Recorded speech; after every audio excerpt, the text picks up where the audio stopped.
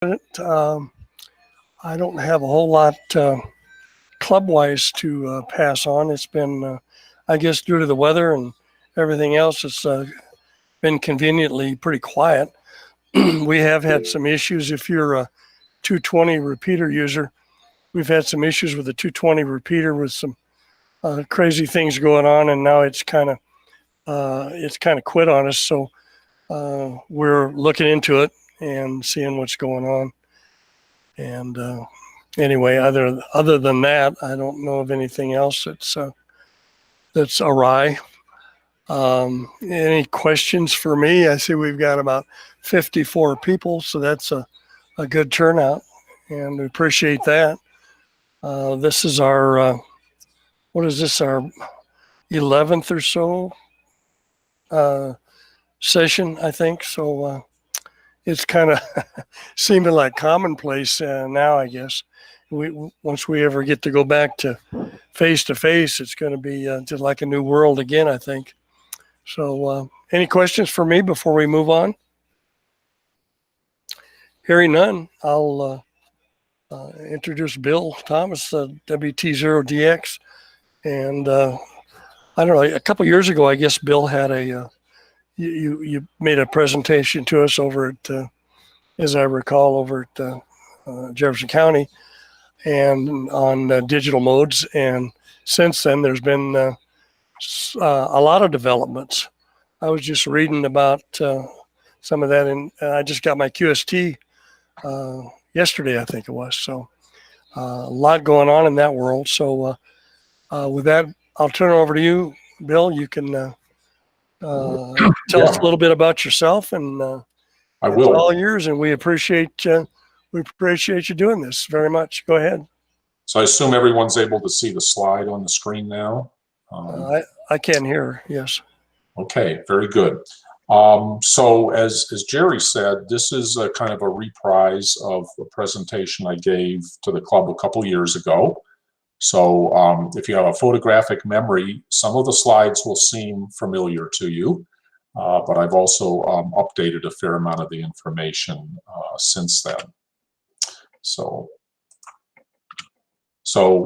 what we're going to talk about tonight is I'll do an introduction. I'm going to talk about FT8, and while it's been around for a while, it really is the predominant digital mode that folks operate with. And then I'm going to kind of delve into how you can get yourself set up if you're not already set up to operate digital modes. I'm going to talk about a few interesting things you may want to think about when you're operating digital. I will talk about some of the new modes, including a brief comment about the Q65 mode. I'm going to talk a little bit then about just some of the real world use of the digital modes, including contesting for the last couple of years. And then I'm going to go off on a little special discussion here about Meteor Scatter using the MSK 144 mode on 6 meters. And then after all that, if there's still time, I've got my remote station running right now, and we can actually do some live, make a few live contacts. In fact, I think I'm going to do some FT4 contacts just because they run a little bit quicker than other things. Other comment I'll make is this entire presentation, I do have a PDF for this entire presentation, including a very extensive appendix with live links in it to everything I'm going to talk about. All the software, all the hardware, all the links that you might need to follow up on anything that I'm going to talk about tonight. And more than happy to send that to anyone that is interested, or if there's someplace the club wants to post it, again, happy to do that. All right, so a little bit about myself. Been licensed since I was in high school, 1968, extra class license. I've had a number of different call signs. I've operated for many different states around the country as my business career took me to different locations. I was actually an author of a QST article back in 1976. The first article was published about microprocessors in the magazines. and lived up in Evergreen since 2012, but last June we moved down to Aurora, where I now operate exclusively using the remote station that I'm going to show you at the end of the contest. The antennas shown here actually was the setup that I had up in Evergreen, and I made a large number of contacts with the hex beam and the 6-meter beam. In fact, I went and consolidated all my logs back from 2010 to present, and I made over 11,000 digital contacts. And I did ask myself, well, what is wrong with me? What am I doing? That's kind of crazy. That's a lot of contacts. By the way, that was out of a total of about 50,000 contacts over the same period. Part of what drives my contact totals up is I do a lot of contesting. So for example, it's not hard if you're doing a digital contest over a weekend to have 500 to 1,000 digital contacts. So it's not, these are not all from, I'll say individual casual contacts. So FT8, well, when it was introduced, this is an old chart. See, it says 2017 on the bottom there. But when FT8 was introduced, it just had a very dramatic impact on how people were spending their time operating. The yellow line here kind of shows how the popularity in that first year really took off. And also you can see some degradation in other modes, and I think we all have seen that on the air, right? For a variety of reasons, including the propagation conditions we've had for the last few years. A lot of folks have been operating the digital modes, perhaps in lieu of some sideband or CW or even RTTY or PSK. So what is FT8? It's a form of digital communications developed by Joe Taylor, K1JT. Plus he has some very capable people helping him do this. It uses rather sophisticated digital signal processing. All of this runs on your computer, but it's still very sophisticated processing. And for each message you send, there's about 77 information bits. And I'm just showing here, kind of the makeup of what's in that 77 bits. There's a call sign, 2 call signs, grid locator, some other information. You can also send an arbitrary 13-character message, which people did a lot when the mode first came on, but I rarely see that anymore. There's also something called the de-expedition mode, and then there's some other special purpose bits that they've used for different features like some contesting functionality and the such. Part of the magic of it is that it has very strong forward error correction. So if you have a fade on the signal or other kinds of interference, you're still able to decode the signal. And I'm not going to get into the the details of all of this, but net is that the total occupied bandwidth is about 50 hertz for a FT8 signal. So you can fit a lot of FT8 signals in the passband, audio passband of your radio. And as I'm sure most of you know, if you've operated it, you take turns transmitting 15-second intervals. They're called odd and even intervals. Important thing is that your station clocks must agree to within a second or two, or even better than that, for decoding to occur. And oftentimes when new people get on the air and they get on one of the forums and they say, everything looks great except I'm not decoding, the very first thing everyone says is, well, do you have a time synchronizing app running on your computer, because the signals have to be time synchronized. Again, the information that you exchange is quite minimal. Call signs, signal reports, grid squares, this optional 13-character message, which again, I rarely see being used anymore. And then this special de-expedition mode. This mode is quite nice for de-expeditions. They can make literally hundreds of contacts an hour. and it was first used a few years ago on the Baker Island activity. The graphic on this page shows the waterfall of FT8 signals, and those little white square or rectangles on there represent an FT8 signal.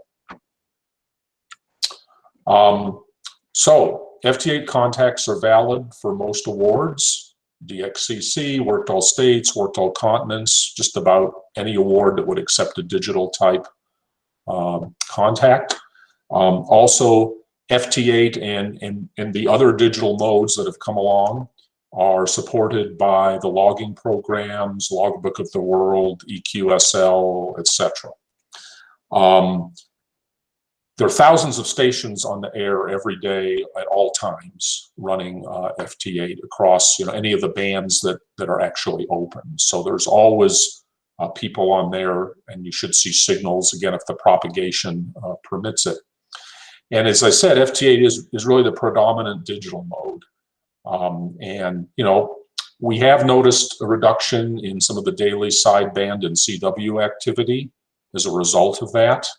When it first came out, there was a lot of hand-wringing about, has FT8 killed ham radio? And I'm not going to editorialize one way or the other, but people have opinions on that. And nevertheless, there's a lot of digital operation that's occurring all the time.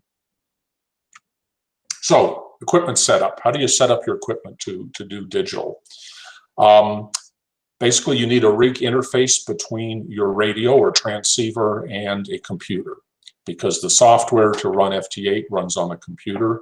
You need to interface that through an audio connection over to the radio. So you need an audio in-out.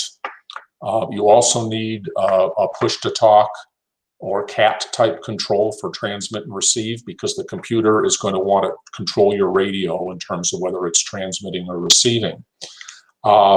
If you already have done PSK31 or AFSK via the PC, you're set up and ready. It's a similar type connection. Now, how can you make that connection? There are various options for the rig interface. On the most modern recent transceivers, there's a direct USB type connection that includes both the audio, two-way audio, and the rig CAT control. There's also quite a few commercial interfaces. I'll mention a few of those. And you can absolutely homebrew interfaces also if you're so inclined. If you look at the bottom diagram here, basically you've got your radio, some kind of interface, again, if it's not already built in your radio, and then your computer. Very popular interface that folks have used, particularly with some of the older radios, is the Tigertronics Signal Link USB.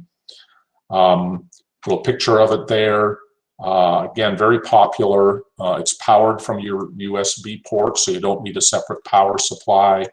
A bunch of cables and wiring information is available to wire it up to just about any radio.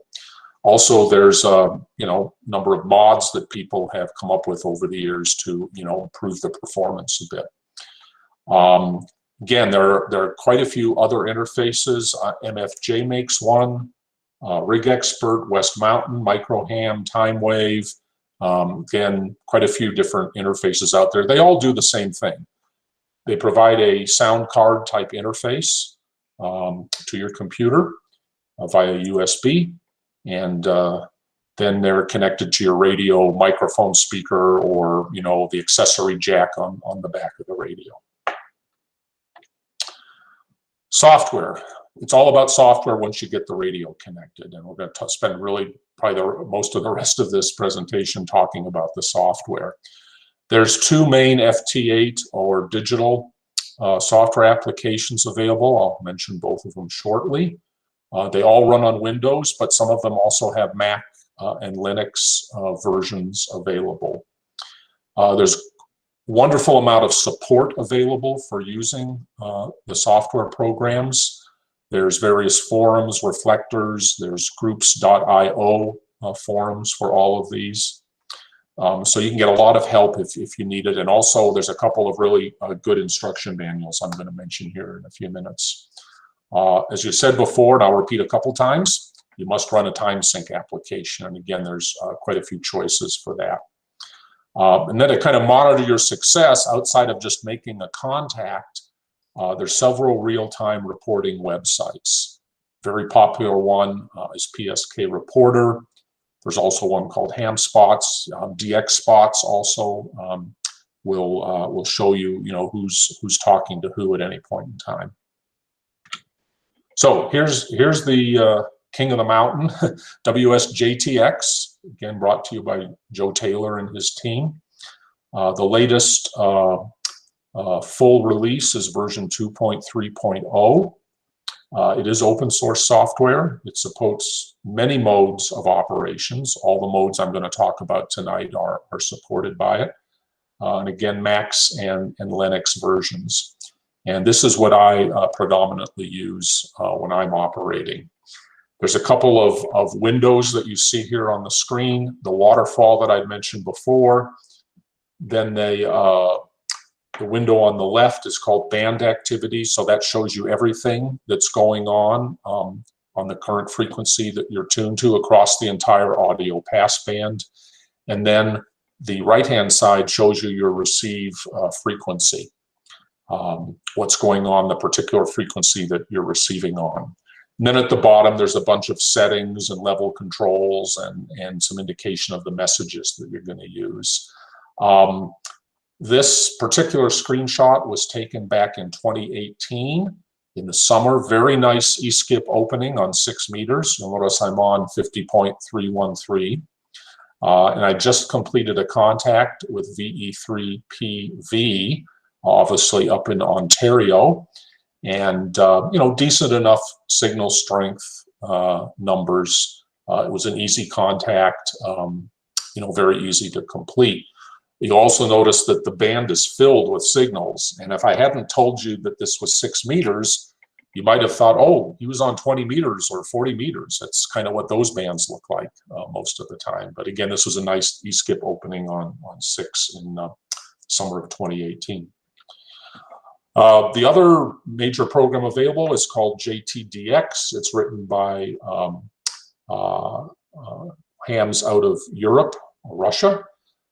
Latest version is 2.2.0, release candidate 155. They never seem to quite finish the software. It's always a release candidate. They never seem to have a final version, but it's stable and it works well. It's a derivative of WSJTX, where they've gone in and taken the open source software and then enhanced and modified it. When it first came out, it was really trying a lot of interesting techniques to improve the receive sensitivity, but it's added other features since then. One of the predominant things you'll notice about that on-screen display is that the receive, the band activity window is much bigger, much longer, and that's certainly useful. It is not uncommon when I get on 20 meters or 40 meters and the band is open, I will get 30 or 40 decodes in a single pass. It scrolls right off the screen faster than you can even read it because there's so many stations operating. Other software that you do need this time sync application, and I've got links in my appendix to several of them. They're all free, just as the digital mode software is free. These applications are also free. Do not rely on the built-in time sync function of your computer. It's just not going to be accurate enough. I use Dimension 4. It's an oldie but goodie. There's several others, again, that people use, and they're all pretty easy to set up. I mentioned rig controls. So you do need to have a way of controlling your rig from the computer. And some of this is built in from WSJTX and JTDX, or perhaps through your logbook program. So there's a number of different ways you can use it. I happen to use OmniRig as part of my whole setup, but there's many other ways that you can configure things. And what this is doing is it's doing a couple things. It is, switching you between transmit and receive It's also managing the frequency that you're either transmitting or receiving on. So it has a multi-purpose value and is really important aspect of getting properly set up. And again, I'll just point out that I got all of this in an appendix, which, you know, happy to send you if you're interested. There's some other great software that most people use or find interesting to use when they're operating digital modes. Probably the most well-known is a program called JTAlert, and it provides alerts and information on the decoded call signs. For example, it will actually read your logbook when you start it up, and it will tell you, for example, have you worked a station before? So if you'll see a few up there where there's a kind of the cell is kind of gray and it says B4, that's because you worked that station before. And depending on how you have JTAlert set up, it could have been you worked them before on this band, or you just worked them before somewhere, okay? And you can also track by all the different modes. If you want to, you know, try to work someone on every possible mode, you can track that. It also gives you some interesting location information in terms of the state, and they keep that updated all the time. There's a special helper file with JTAlert that has a database that's very accurate in terms of locations for stations. And we'll see that operating real time when I do the demo at the end here. There's another, I'll call it fun utility. It's serious, but it's also kind of fun because it's interesting to watch. And this is something called Grid Tracker. And as you can see in the image there, it's actually showing you the grids that people are operating from, and the lines indicate who the actual CUSO that's underway. Okay, so if you see a line between two grids, then that's a current CUSO that's underway as you have decoded it with your own station between these different locations. And it's fun to sometimes just sit and watch it at the same time as you're watching the contacts come in. This utility can also do things like read your entire logbook and put together grid maps of grids that you've worked and that kind of stuff. But the most fun part of it is to sort of watch it run real time. So how do you get started? Well, you need to figure out how to interface your rig to the computer, select the software you want to use, and then go through the installation and configuration for all the different pieces of software.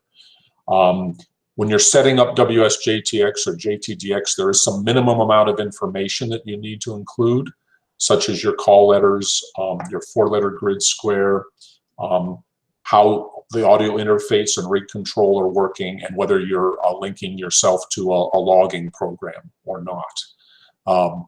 WSJTX will run completely standalone without any logging program or any of the other utilities I've mentioned, but it's definitely beneficial to connect it into the rest of the software that you might be running in your station. If you're brand new to this, I recommend you just, you know, get it all running and then watch some contacts and sort of see how they progress. Another nice way to get started is to answer a CQ on a signal that is particularly strong at your location. You just double click on the call and the computer will take over.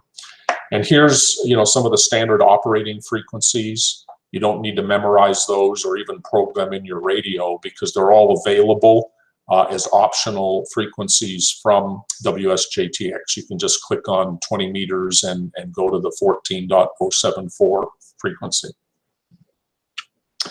What does a message look like or CUSO look like? Very simple. Here's an example of calling CQ, station responding with their call letters and their grid square. You exchange some signal reports, you confirm all that with RR or RR73, and you're done.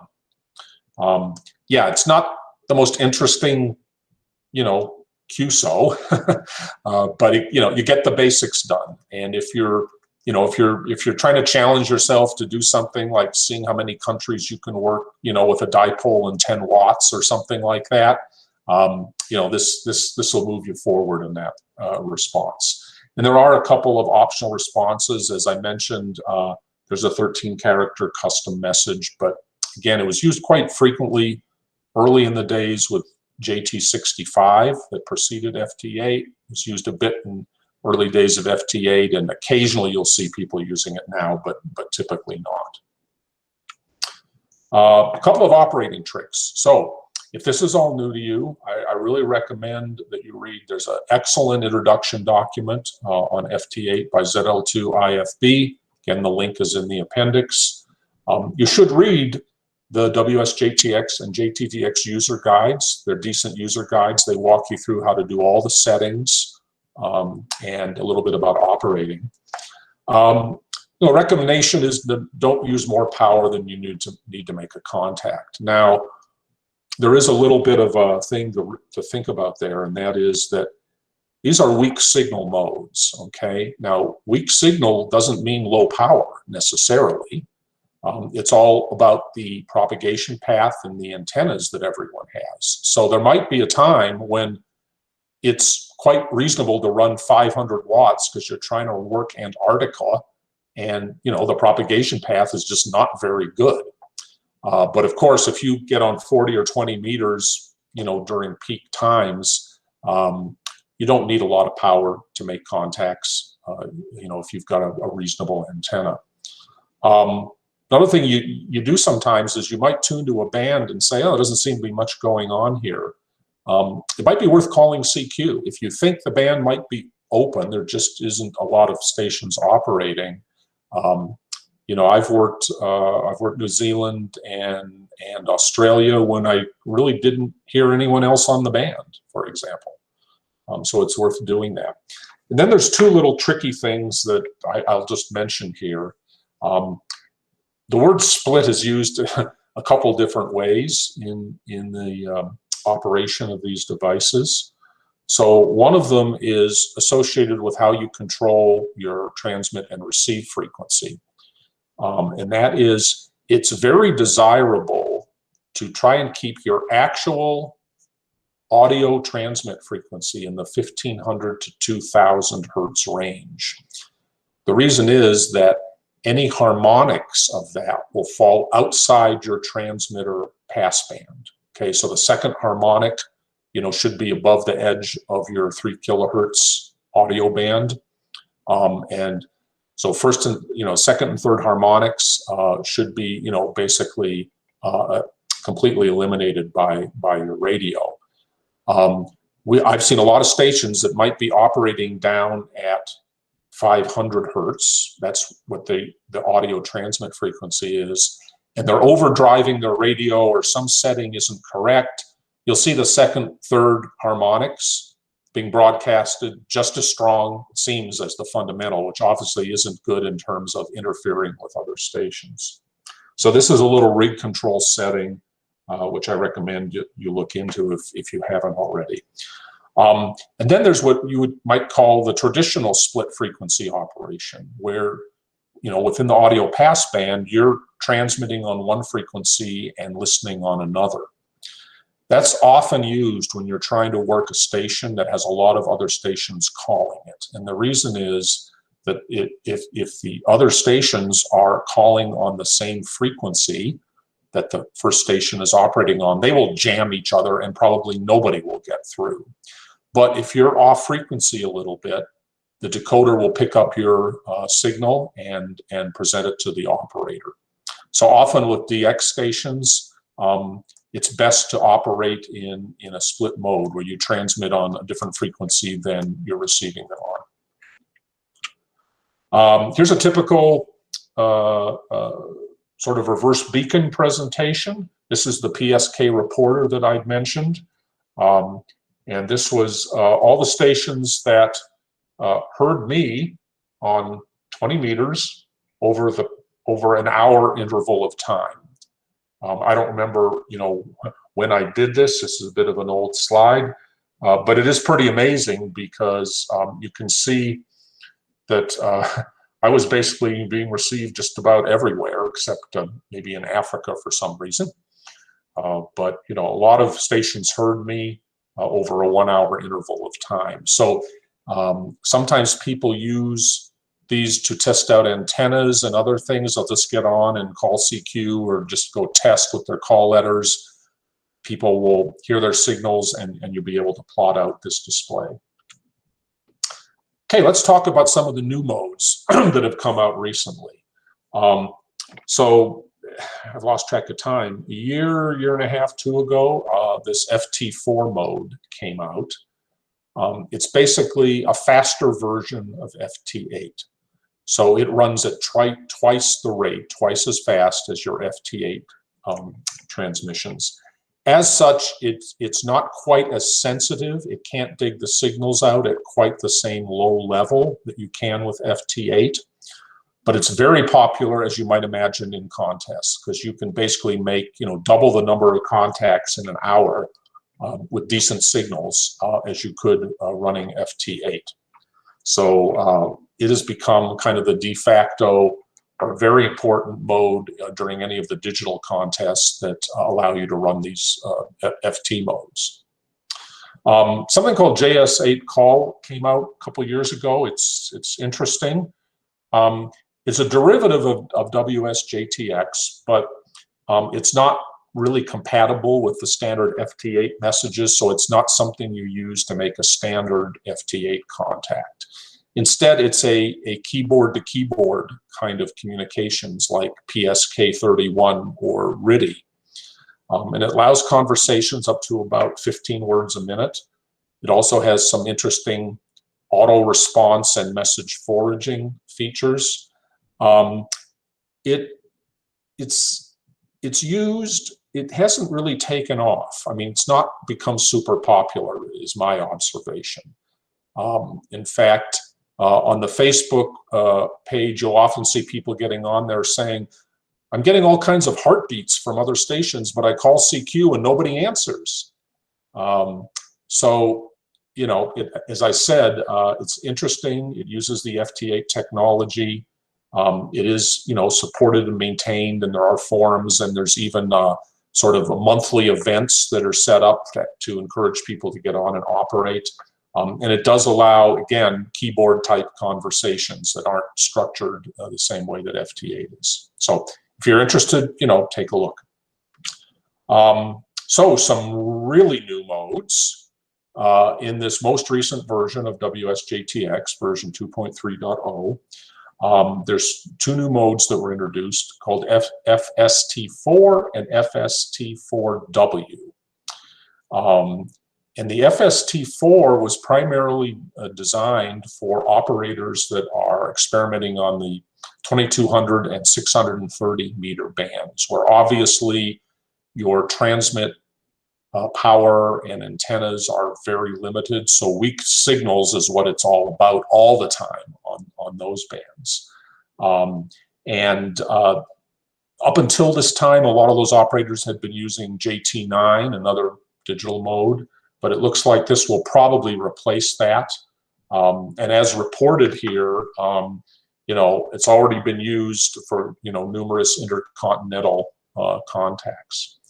And then FST4W is a possible replacement for Whisper. And I won't get into what Whisper is, but it's basically kind of a beacon monitoring, propagation studying tool.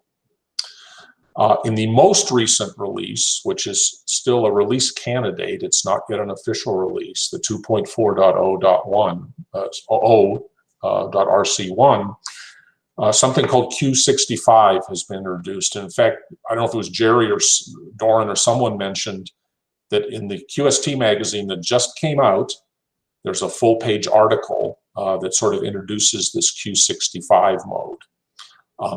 It's a new digital protocol designed for, you know, minimal contacts over especially difficult propagation paths. Promising results have been found on 6 meters early testing. And if you want to know more, we're actually having a webinar next Wednesday night on the 24th with Hassan and Jim, who are 2 of the early beta testers of the software. And you can find out more information on our Front Range 6 Meter Groups IO site if you're interested. But as an example, I was observing some testing they were doing because they were using one of the Slack chat rooms, and they were talking to each other. And what they were doing was, they started at like 100 watts, right? Okay, I'm hearing you. They went to 10 watts. I'm hearing you. They went to 1 watt. I'm still hearing you.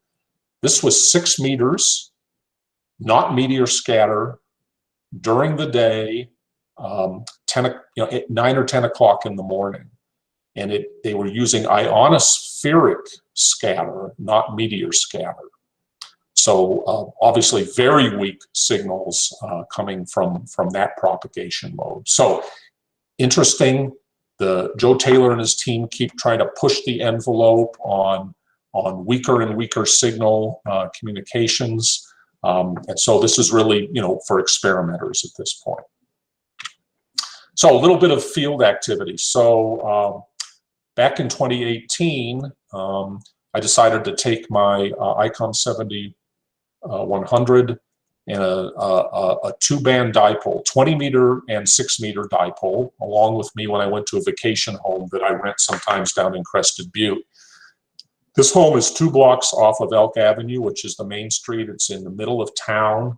And as you can see, with this dipole setup, I was getting S5 to S7 noise level on 20 meters. It was not a quiet location, to say the least. Plus, if you know Crested Butte, it's in a valley, okay, surrounded basically by mountains on all sides that are pretty close in. So I set myself a challenge. I had no idea whether I'd be able to do or not. Could I work all 50 states in the 1 month that we were there? Lo and behold, I did, and it was interesting because it was a combination of 20 meters and 6 meters. If I had only had one of those bands or some other bands, it would have been much harder for me to work the stations I worked. I also worked the DXpedition and made over 300 contacts. You'll notice clearly that it's a vacation operation, because if you look at the image there, there's a Bloody Mary sitting right next to my radio. So it's clearly a casual operating situation. Let's talk a little about contests before we close up here. So there are a growing number of digital contests that have been spurred by these modes. There's a WTØDX contest. These things are now spreading themselves throughout the year. Again, quite a few during the normal contest season and some not. There's European sponsored contests. Even the ARRL RTTY contest, which was just held in January, allows you to operate RTTY or any of the other digital modes. We operated that contest in January, and I don't remember the exact mix. It might have been about 50-50 RTTY and digital modes is what we ended up operating. Also, we did really nice in the FT Roundup. The remote station I'm going to show here in a few minutes I use for multi-op with another operator. And we were, as a multi-operator station, we were #1 in North America, #2 in the world. But what was more interesting to me was we were in the top 10 of all categories. And so you can, have fun and do well operating contests from Colorado. Okay, we'll shift a little bit. It's a couple minutes now on Meteor Scatter, and then we'll kind of finish up, and I'll do a demo here.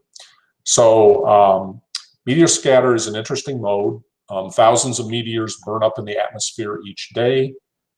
These are very small microscopic particles. These are not the ones you go out and observe in the middle of the night when there's a meteor shower. And you can send short messages using the ionization trails of the meteors, as kind of shown in the little diagram there. Operations typically done on 6 meters or 2 meters, although probably greater number of operators do it on 6 meters each day. You can do it really any time of day, okay, which is interesting. And the maximum distance you can reach is about 1,200 or 1,300 miles with this form of propagation. It's single hop, if you will, propagation. And it may take longer to complete a CUSO at different times of day, and that just has to do with the number of meteors that are being ionized. But with patience and about as little as 100 watts and a multi-element Yagi on 6 meters, you can make contacts. It is a different kind of transmission. It's a wideband transmission. centered at about 1500 hertz in your passband. And then the software is interesting. Unlike the FT8 modes where you have to wait to the end of the cycle, this software actually does real-time decoding within the interval. And the reason is that it's a wideband signal that sends a lot of very short duration messages. So, and they repeat them like hundreds of times, the message in the 15-second cycle, hoping that one of those messages will, occur at the same time an ionization trail is active. You use the WSJT software. Here's an actual contact I made back again in 2018. I worked Larry, W5LDA, is a very active operator in Mounds, Oklahoma. And that little burst that you see up at the top was a decode. Okay, that was, a reflection off one of these ionization trails. And I made about 500 of these contacts on and off, since I started first using this back in 2016. Because of the nature of these contacts, there's a lot of chat room activity where people get on and, sort of set up schedules. Okay, I'm going to go on this frequency and you go first sequence, I'll go second sequence. Let's see if we can make a contact, how long it takes, how strong the signals are. People report back, how big the bursts were that they got. And Ping Jockey chat room is the major water cooler hangout place. Very friendly group on there. At the top, the graphic image is the website, but a much better way to engage in that chat room is to download a Windows client, a desktop client from N5TM, and that's the graphic that's shown at the bottom of the page. It's just much easier to use when you're in that chat room. So here's some example traces. I'm not going to be able to explain the phenomenon in all of these, but this one shows kind of a typical meteor burst. They can be short, they can be somewhat long, they can last for a second or two, they can be weak, they can be strong, they vary all over the place. You can get multiple bursts also, which could well imply that you get multiple different stations decoding, because the path between your location and their location is different naturally. Here's one where there was a longer, stronger burst. We sometimes call these the blue whizzers. This is interesting. This could have been a reflection off an airplane, okay, not a meteor. Okay, that's not this typical characteristic for how a meteor would look. And you can see it's fading in and out, which some kind of Doppler or distance, effect there. And then at the bottom, you can see the very light fuzz. Not sure what that was, but it probably led to a message being received. And then here's again just some other examples of things that I've captured, over the years. All right. You can also use PSK Reporter again to see who's working who. This was an image I captured back in 2018, probably, naturally you'll find there are more stations east of the Mississippi working each other than there are west of the Mississippi. And again, you have to imagine kind of a 1,300-mile circle from wherever your operating location is, which means, for us, we can kind of get into Ohio and sometimes down into Georgia. It's hard to get much further east than that using this mode for us. Okay, so that's what I had to present. Before I go to the demo, let me just open it up and ask if there's any questions. So anyone have any questions? Okay, not hearing anything. Let me just do one quick thing first, which is, again, if you're interested in getting this presentation, a copy of this presentation, let me know. That's my email that I'm showing on the screen right now.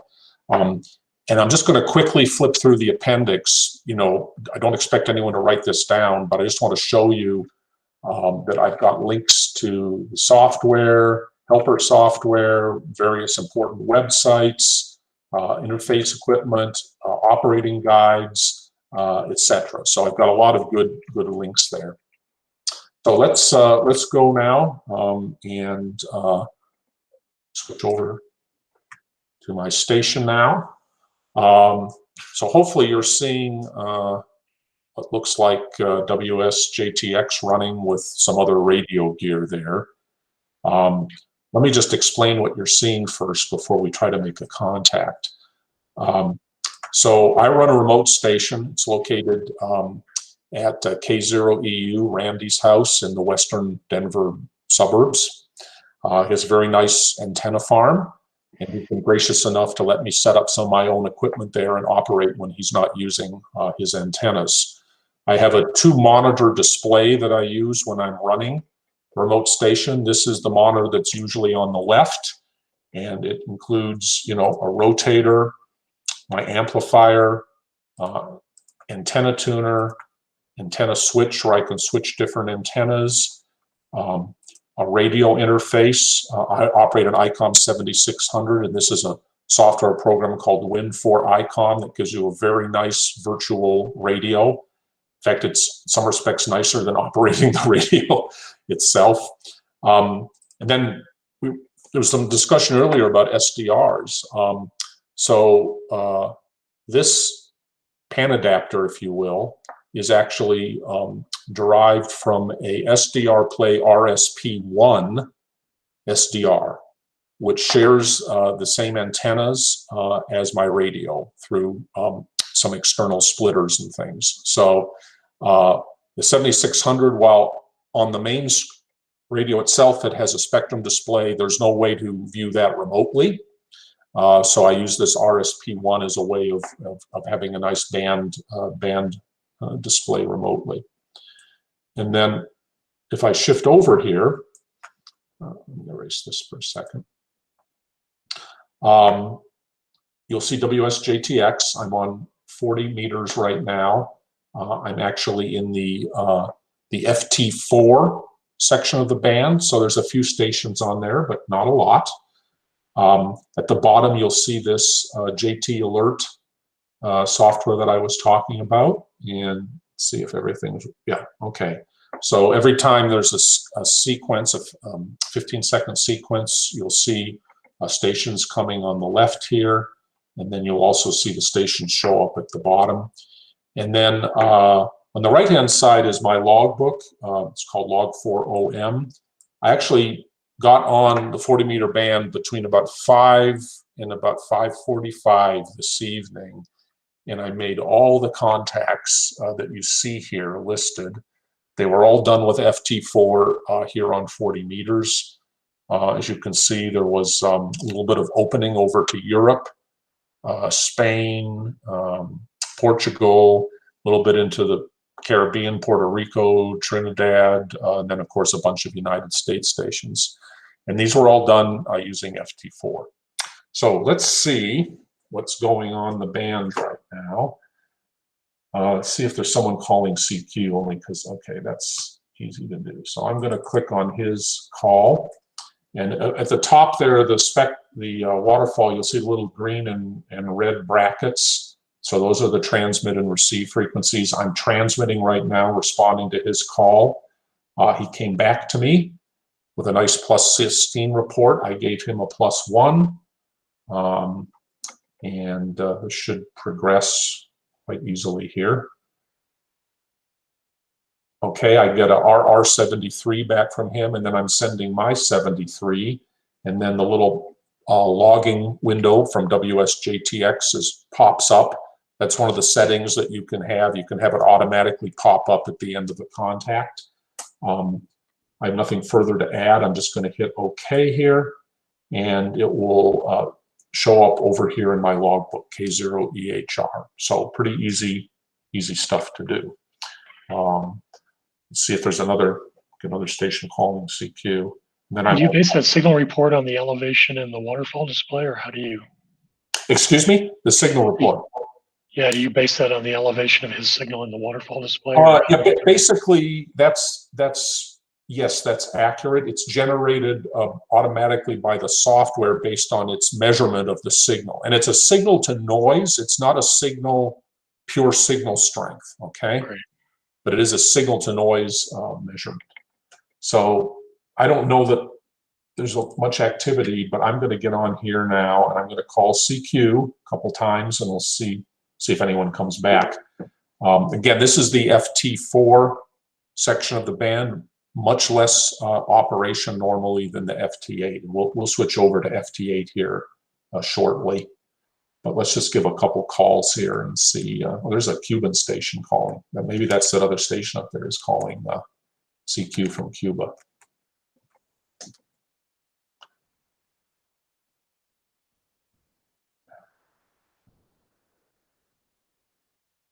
All right.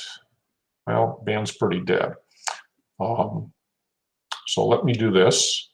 I will stop calling CQ. Press the halt button here. And just make sure nobody doesn't come back on the next cycle or two. And then I'll switch over to the FT8 section of the band. There's a strong signal that just showed up there. Yeah, N1CPL out of Connecticut. So the band is open. There's just not, many. Oh, look at that. So HI5CBB responded to my CQ, Dominican Republic.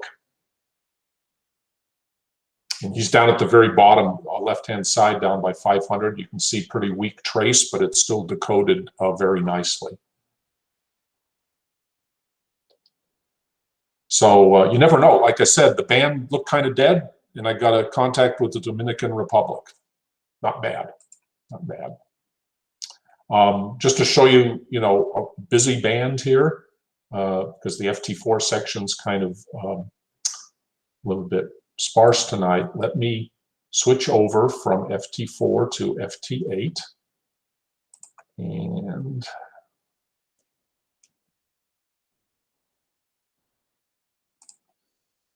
we're going to see a much busier band here as soon as this comes into view.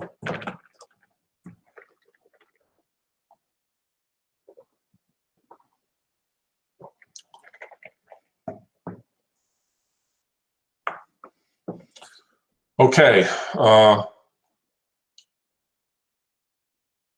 so at least 36 decodes on that cycle because I completely filled the JT alert grid at the bottom, and it probably overflowed even.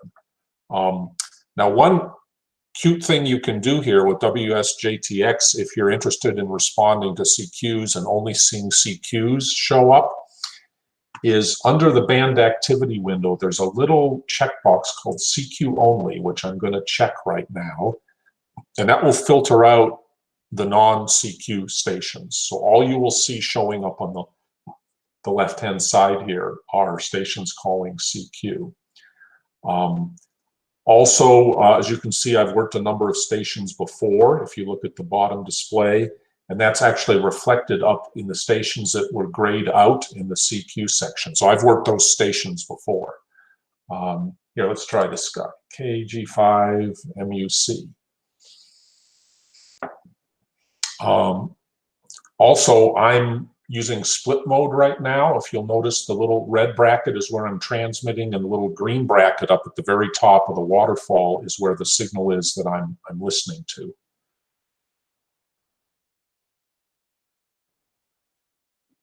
And there's the anxious question. Oh, he heard me. There we go. Okay.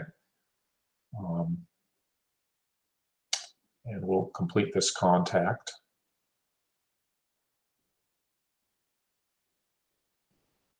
So again, once you get the hang of it, pretty easy to do all this.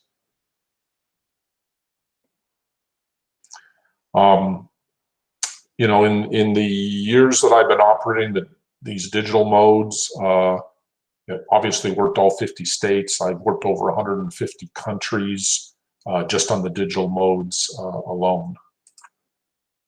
All right, so I think that kind of completes what I wanted to do. Show you a couple of real-time contacts. Any further questions?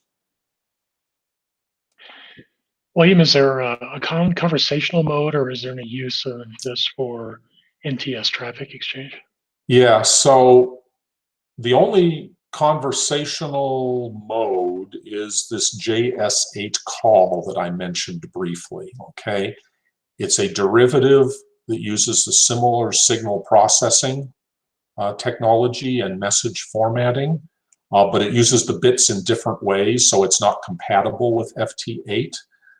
And that is conversational. You know, they talk about being able to, you know, converse at about 15 words per minute.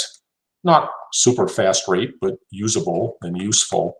And there are people using that mode for like emergency communications operations where they need to, you know, send messages, not just make a contact. But beyond that, no, there's really no kind of, it's not like RTTY or, you know, PSK 31 where really it's completely open format, you know, what you want to send or receive. Editorial comment, my son, who's a ham radio operator, but he doesn't operate much. I tried to introduce him to this whole digital mode thing because, you know, he could set up a little modest radio station and play around. And after he observed it for a while and talked to me, he said, oh, so this is the boring mode, is what he called it. There's a lot of ways to look at it. Yes, it's not particularly exciting in terms of the messages that you exchange, but you certainly can work a lot of different stations all around the world.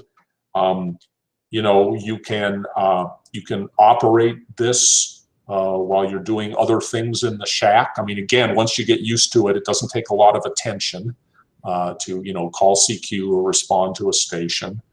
I enjoy it during contests because, let's face it, most contests, you know, the message that you exchange is fairly minimal. Okay, sweepstakes may be the most complicated one of them all in terms of the messaging, but typically you're not giving much more than a sequence number, signal report, call letters during a contest, right? And these digital modes support all of that for various contests. You can use it, you know, during field day. You can use it during VHF contests. You can use it during HF contests. So it's not, you know, it's not a bad mode for contesting. Certainly, you know, where a digital mode would be appropriate as part of the contest. I think we had a raised hand there from Tom. Sorry, I wasn't looking.